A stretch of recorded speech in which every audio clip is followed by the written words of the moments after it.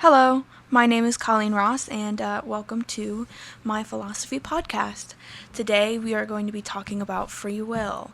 Free will is basically the topic of choice, and we're going to be talking about whether or not people actually have choices in the things that they do, or if everything is predetermined. So later on this podcast, I'm going to be interviewing my uncle, and but that is pre-recorded, so I'm just going to kind of go over some of the terminology and the definitions of the things that we're going to be talking about. So to start off, I'm going to start off with determinism. And determinism basically is the idea that everything is predetermined for you since you were born, and actually since the Big Bang. So you have no choice in anything at all, and choice is basically an illusion. That's the idea of determinism. And in this particular episode, we're going to be talking mostly about causal determinism, which is saying that the same causes lead to the same effects, and therefore everything is predetermined for you. So, since the Big Bang. And we're talking about causal determinism as it relates to hereditary and environment.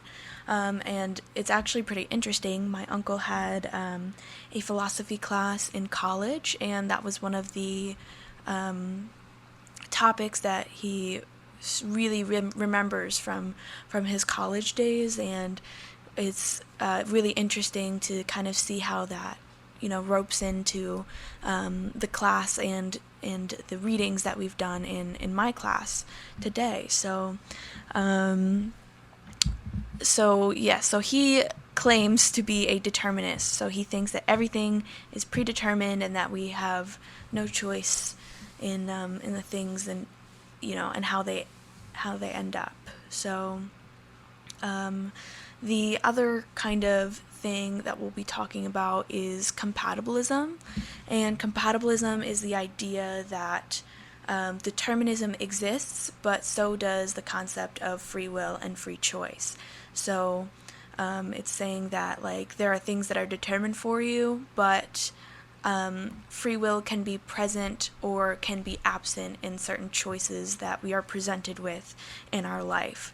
And I myself am a compatibilist. I believe in fate and destiny, and I'll definitely go more into it in the second half of this podcast. But that is a big thing that we talk about, and so the other thing would be kind of indeterminism, which neither of us believe in, which is the idea that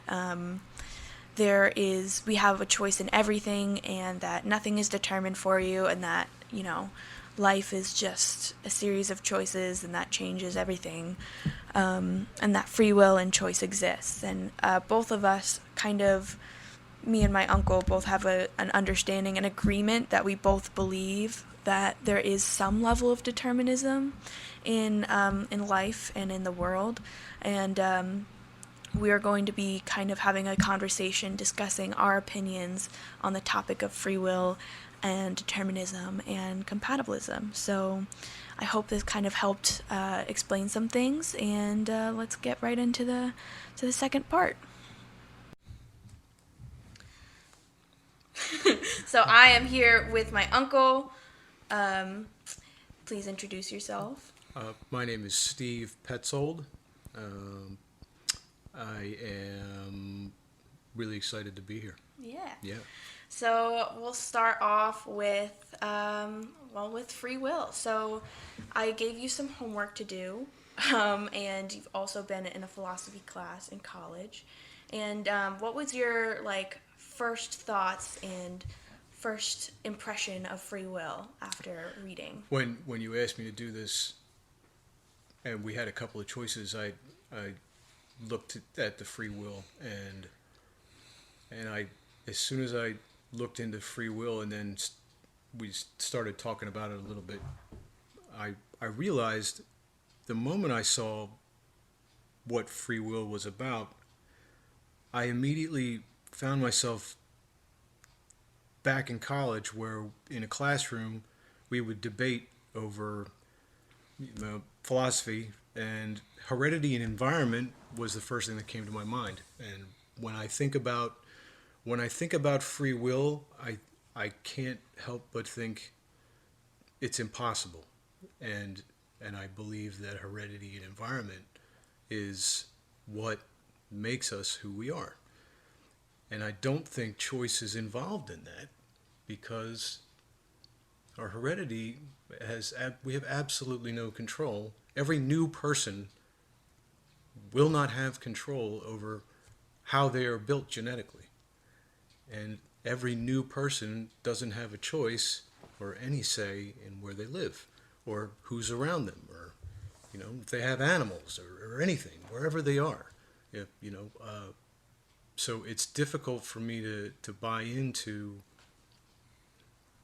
the idea that there was a choice that I could make free and clear of who I am, because I am what I'm made of, and where I lived. So you really have a deterministic point of view. I really do. Of everything is predetermined from the start, from the moment you were born, you are destined to choose the things that you're doing, and you're destined to be where you are right now because of how you grew up, the environment you were put in, and the genetics you were given. I always come out there. I don't see how we can be any more than what we were made of and where we were from, and the environment we lived in. I don't see how. I can't find a way to justify anything after that point that would be called free will. Mm-hmm. Every choice I've made in the last 50 years has been because of my past. Right. And because of how I grew up. There was some way I was going to think, and because of my genetic makeup, and there was some place that I was always going to be comfortable, because I was always looking for the same environment that I grew up in. Even if that wasn't perfect. Mm-hmm. But that wasn't my choice, but I made choices, and I developed myself based on being in that environment, being a part of that, around those people, Yeah.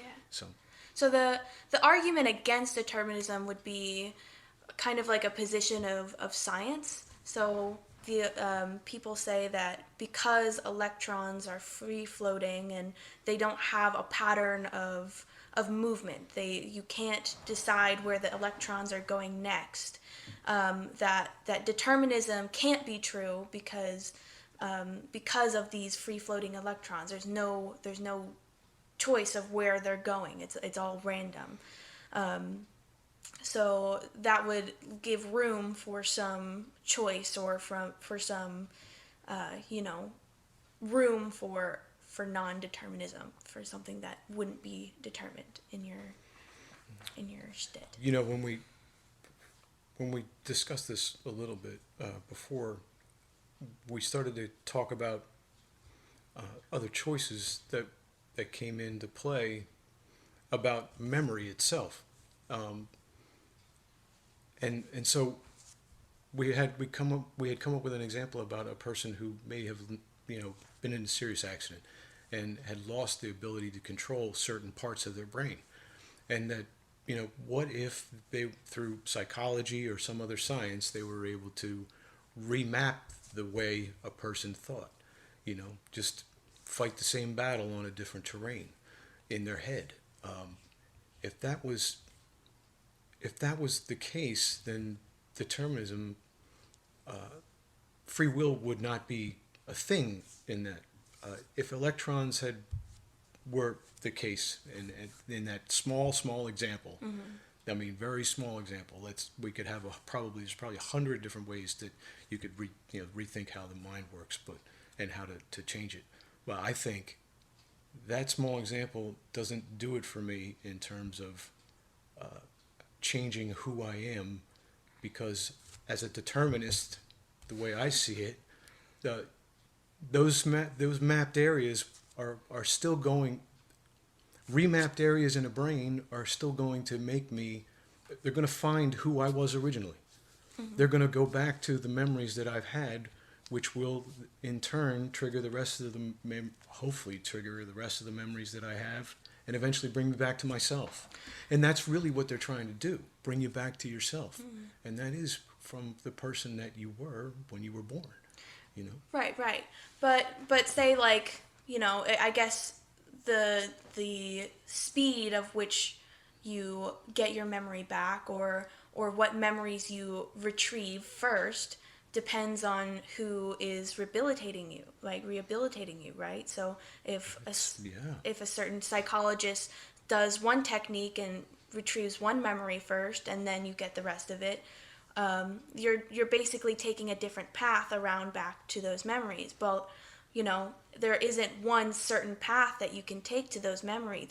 There's multiple paths, right? So like, you know, you had mentioned electrotherapy. You know, what maybe that will get, you know, a certain memory, and then, you know, then you will retrieve one memory, and then they'll try like a therapist, and that might retrieve another memory, and then you'll get all of them back. But you know, that might take a year, but it could also take 6 months, depending on if you go to a different therapist and they have a different technique. So while you are still yourself, the when you get your memories and how you get your memories and where those electrons go in your brain is all determined by how they try to trigger it. So I think there is some type of choice or free will or something that kind of determines when you'll get all those memories back.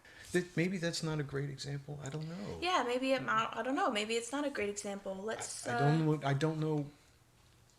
I don't know how else to see it, but the environment is controlling, and then this kind of brought us to where we were talking about the people around us, and we were talking about how choices do actually happen. Yes. And that you were saying was about sort of like destiny. Yes. So I personally believe in fate. So meaning that, like, I believe that we have predetermined big events, or even some small events that we are destined to go to. And my example would be college. My mom told me in middle school that I was going to college, and you know that I'm gonna get a degree. And so I was, as from a young child, I guess that could be contributed to environment, but I knew that I was going to go to college at some point in my life. Now, whether I chose to not go to college right after graduating and not enroll in a college and choose a major right after graduating high school, I still believe that if I chose to, you know, get a job right after high school instead, that I still eventually in my life would have gone to college and got a degree in something. But the choice to get a job was just prolonging my determined, you know, my fate to go to college and get a degree. And I think everybody has these determined, you know, getting married or going to college or getting a house or getting this certain job. It's all predetermined, but the choices that you make in between that can prolong when you get there. You know, it's the destiny thing is really difficult for me to hold on to. It really is, and I think about it, and I think if it's destiny, then if you don't accomplish the goals that destiny set for you, that's your destiny. You know, if you were to work towards something for your entire life and not get to it, but you know that's exactly what you wanted to do, it's such a terrible way to think about things when I really look at it. Like, to never achieve what you know you could be or wanted to be. Well, I mean, I think you believe in your head that that's exactly where you're going to end up, but you're going to be a landscape architect. You know that. You've taken steps, many steps, to get to that point. But what if something happened and did sidetrack you from that. And then your destiny, which you now see, which is even worse, that it's unattainable. Well, I don't know if I see it. Well, here's a good thing. I think that I'm choosing the right, you know, the right steps to get to my destiny. I think that I'm going to be a landscape architecture. I don't know if that's determined. That's in the future. Maybe the steps that I'm taking right now are prolonging me from the destiny that I have now. A good example would be you and Aunt Tracy, right? So you, his wife, if you do not know, he rejected her basically at first. She came up to him and asked him on a date, and he didn't show up, and that was his choice because he in his life, in his environment and his past, he thought that, oh well, it's not gonna work anyway. I'm not gonna show up. But eventually, you got to Aunt Tracy. You eventually you it came back around, and you eventually started dating, and you eventually got married. And I think that was determined for you. I think that you guys were destined to be together. But I think that choice of you rejecting her just prolonged it a little bit, and it made her work harder to get to you, and it made you, it made you wait longer to get where you were supposed to be and get to the place in your life that you were supposed to be. It's the biggest and best argument I have towards being a compatibilist, Yes. which we have talked about. So compatibilism would be like, believing that determinism exists, but there is some free will in between. So free will can either be present or absent in certain situations. In the case where I did in fact just blow off my wife, pretty much, I didn't go because for the 4 or 5 years before that, when we were both in college, there was a lot that happened just like everybody has a lot happen at college, but a lot of things that changed me as far as I could tell. And now I'm saying that, and I realize that the reason that I did miss that first date was because I didn't want to be let down again, and I didn't want to have another person that came into my life and really didn't want to be with me, and I got tired of the rejection, so I didn't show because I didn't really think that her heart was in it. But sure enough, she showed up, and I was already there. And when we definitely argued about it, but afterward, it was the best decision I ever made. Mm-hmm. To go back, and 6 months later, we were married. Right. All of that was influenced by those previous 5 years. I'm sure of it. Yeah. And that's environment. And that's hereditary. That's and that environment. Is hereditary. And people. I never thought any other way. I always thought that I would be married. Mm-hmm. I always knew that. That maybe that was a destiny thing too. But I always knew it. I always knew I would go to college, what I was told I would. I always knew that I would have at least as much as my family does, which the rest of them, which I do, maybe more, all those things happen, but, and I feel like the compatibilism works for me in that case. Mm-hmm. I would still feel like maybe I'm not being honest with myself if I thought that heredity and environment had anything to do with my decision to not be at that date. I do feel like my experiences led me to the choice that I made to not go. Mm-hmm. For great reasons. Yes. Which we don't have to get into. Yeah. For great reasons. But I did it. I stopped. Mm-hmm. That and again, it all worked out. Yeah. I don't feel like it was necessarily destiny, but I do feel like there were I think I did make some choices that may have led me back to her. Right. You know, Right. she convinced me that it was going to be okay, Mm-hmm. and she convinced me that her interest was real, and so those things. Maybe I was persuaded. Is that a Persuaded. choice? Is that a choice? Was I allowed to be persuaded? Did I make the choice to be persuaded? I think I made the choice.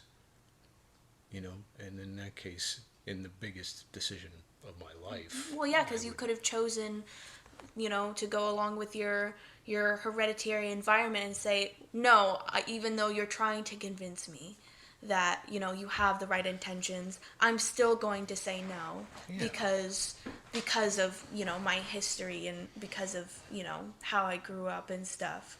But in that moment, you chose to be with her. Well, say if you rejected her yet again, would I believe in my compatibilist view, you still would have met with her later on and, still married her at some point because that choice would have just prolonged you getting to your point of marriage. Right. Yeah, and that's it. It's compelling what you're saying. Yeah. It is. If you want to give yourself enough time to reach your destiny, whatever it is, and you follow everything along the way, even working towards it, even though you're not exactly sure what that is, it sure is convenient to think about things that way. Like, to believe that you are going to reach your destiny at some point during your life would be a fantastic thing. Mm-hmm. Now we're approaching theology again. Right. Like my destiny is to go to heaven. I'm doing this, and this. Mm-hmm. And know it.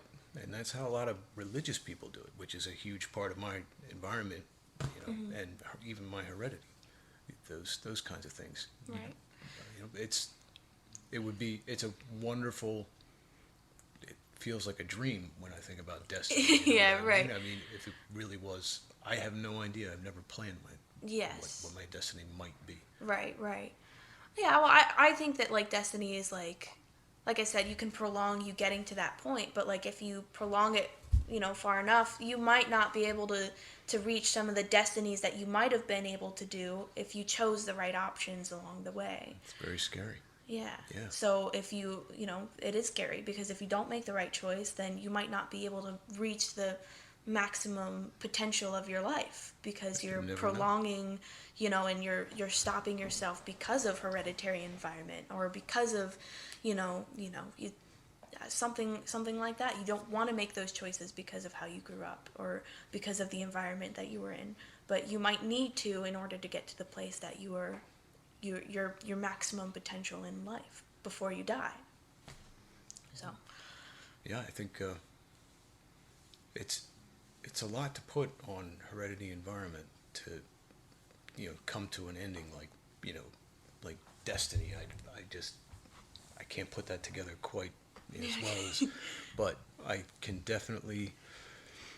There are problems with heredity and environment for sure, but there are a lot of influential people out there. There's a lot of influential situations that make things kind of hard to feel the same way that you may have felt all your life. Mm-hmm. Game changers, things like marriage, like the world, like violence and real problems, and how to protect yourself. Those kinds of things can really change who you are. I feel that way, but that's the environment that I'm in, and I don't know what my destiny would be without my environmental thinking or hereditary thinking. I don't know what that is. I feel